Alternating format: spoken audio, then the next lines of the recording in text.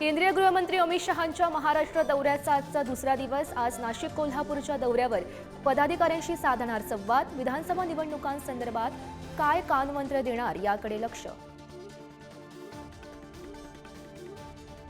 आपलाच विजय ताकदीनं मैदानात उतरल्यास कुणीही आपलं वाकडं करू शकणार नाही। विधानसभा निवडणुकीवर उपमुख्यमंत्री देवेंद्र फडणवीस यांचं वक्तव्य।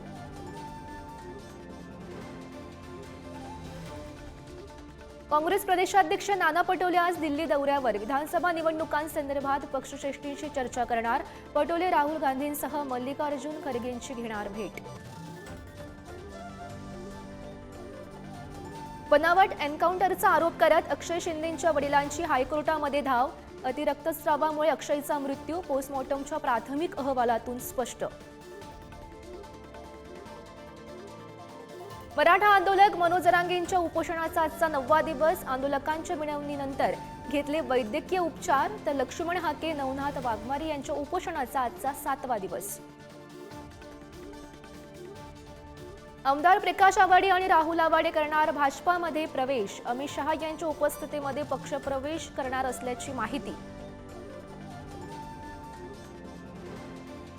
पुण्यात मोदींच्या सभास्थळी आमदार रवींद्र धंगेकर यांचे बॅनर। आमचं ठरलंय कसब्यात धंगेकर, नो ताई नो भाई। कसबा मतदारसंघात या आशयाची बॅनरबाजी। आज जम्मू काश्मीरमध्ये विधानसभेच्या दुसऱ्या टप्प्याचं मतदान। दुसऱ्या टप्प्यात 26 जागांवर मतदान।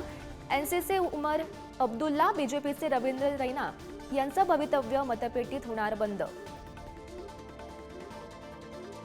महाराष्ट्रातील सरकारी कंत्राटदारांचा आंदोलनाचा इशारा। पण 76,000 कोटींची बिलं थकवल्यानं आंदोलन करण्याचा पवित्रा। तर विविध मागण्यांसाठी राज्यातील प्राथमिक शिक्षक सामूहिक रजेवर।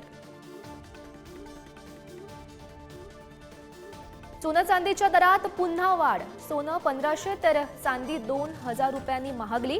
सोन्याला 77,250 रुपये प्रति तोळा तर चांदीला 92,700 रुपये प्रति किलो भाव।